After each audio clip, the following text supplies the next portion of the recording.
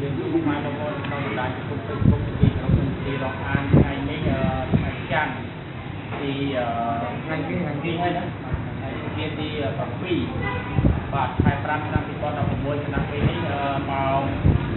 7:11ខែត្រង់បាទហើយខ្ញុំពេលណាបានមកជួបនឹងគ្រូតាមបងប្រុសបាទលើកទី3បាទបន្តជួបលើកទី1នៅបាត់ដំបងទី2នៅភ្នំពេញឥឡូវជួបគាត់នៅបាត់ដំបងគាត់បានមកផ្ទះវិញហើយគាត់កំពុងតែធ្វើដំណើរទៅកាន់ទៅខេត្តសៀមរាបដើម្បីយើងគុំជាមួយបន្តហើយគណៈថ្មីនេះគឺអត់ទាន់គ្រាន់បើមកទេបាទយើងមើលមានន័យថាក្មេងឈ្មោះអីរក្សាអាយុ9ខែណាតែ9ខែទេដែលបងប្អូនតាមរយៈបងស្រីជីងសុនទូហើយនឹងមិត្តភ័ក្តិហើយនឹងអ្នកបងយីសាងនិងក្រុមគូសាដែលបានបរិច្ចាគថវិកានោះហើយឥឡូវនេះចង់ដឹកអ្នកក្មេងយ៉ាងម៉េចក្មេងនេះអត់ទាន់មានស្ថានភាពក្រាន់បើទេគឺជំងឺបេះដូងចំហនេះហើយបានទៅស្នាក់នៅទីពេទ្យគុណភៈវិផានដែរហើយអាការៈដូចអត់មានការវិវត្តទេហើយឥឡូវនេះគាត់សម្រេចចិត្តយកកូននេះទៅកាន់គុណភៈវិផាននៅខេត្តសៀមរាបវិញហើយគ្រូតាបងក្រីក្រណាស់ហើយមិនមានលទ្ធភាពទេអញ្ចឹងមានតែពីមានបណ្ដោះសក់របស់ជនដែលមានលទ្ធភាពជាបាទការជួយយកចាក់នៃការនេះដើម្បីជួយគ្រូមកចូលគាត់ផងហើយក៏សូមបងប្អូនជួយ share ចូលទៅដល់លោកអង្គការទូឆាយដែលគាត់តែងតែមានការជួយទៅដល់ពេញមានបញ្ហាឥឡូវនេះអាការៈពេញមិនផ្សារទេមកលោកមានលទ្ធភាពក្នុងការជួយមើលយកសាររបស់បងប្អូនផងបាទហើយបងប្រុសនៅភូមិអីភូមិឈើសុំមើលណាតាមភូមិឈើបាទហើយភូមិចៃនេះគឺស្រុកបាននន់ខេត្តបាត់ដំបងបាទប្រកាសនៅទូរស័ព្ទរបស់បងប្អូនទូទាក់ចូលទៅបាទ097 78 41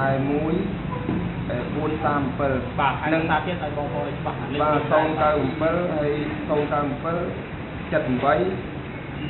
41 437នឹងលេខខ្ញុំតបាទបើថាបងប្អូនមានណានោះដល់ជួយខ្ញុំ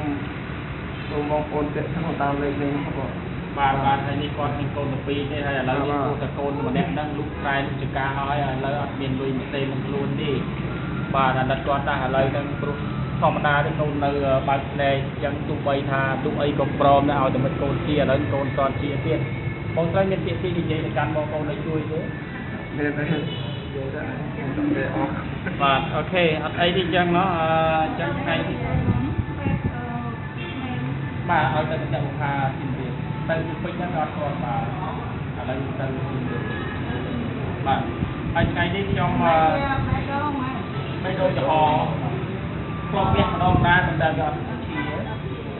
វាតែដែរអូខេហើយថ្ងៃនេះខ្ញុំវិញ្ញាណាបាននាំថវិកាពីបងខំងហើយនិងក្រុមគ្រួសារហើយលោកបងប្រុសឡៃនិងក្រុមគ្រួសារដែរនៅតូនពីកាណាដាគាត់បានជួយ$50បាទខ្ញុំប្រគល់ថវិកានេះដើម្បីឲ្យគាត់ទៅទីពេទ្យទៅទីឡានទាំងទីពេទ្យបាទនេះថវិកាបាទហើយបន្តទៀតដែរគឺបងស្រីឈ្មោះថានិស័យខុំបាទហើយនៅវ៉ាន់ណាន់ប្រទេសកាណាដាដែរបានជួយ$50ដែរបាទសូមបញ្ជាក់ថាបងស្រីនិស័យខុំនៅវ៉ាន់ណាន់ប្រទេសកាណាដានេះបានជួយថវិកាចំនួន$250ដែរសម្រាប់ចាត់ចែងបាទហើយចាត់ចែងទៅគ្រួសារគាត់ចំនួន$50បាទគឺបងប្រុសមានពាក្យពីអរគុណទៅសម្រាប់ទៀតបាទអញ្ចឹងខ្ញុំមានអរគុណខ្ញុំសូមជូនពរបងដែលបានជួយបងថវិកាឲ្យខ្ញុំបានយកកូនទៅពេទ្យទីរៀបអញ្ចឹងខ្ញុំសូមជូនពរបងឲ្យប្រកបនឹងពុទ្ធធម៌ប្រសង់សូមទៅតាឲ្យជួបតែជោគជ័យបងជួបតាមនឹងល្អសូមបងទៅតាប្រាថ្នាអីអ្វីមួយសូមឲ្យបានសម្រេចដូចសេចក្តីប្រាថ្នាដែលបងប្រាថ្នាបាទមានទៀតប៉ុន្តែឯងបងបាទ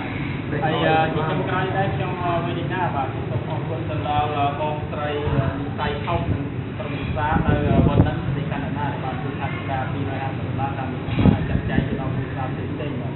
ហើយក៏អរគុណទៅដល់បងប្រុសខំងហើយនិងក្រុមគ្រួសារហើយបងឡាយហើយនិងក្រុមគ្រួសារនៅតូនប្រទេសកាណាដាដែលបានជួយថវិកាចំនួន$600ជួយចាត់ចែងដល់គ្រួសារ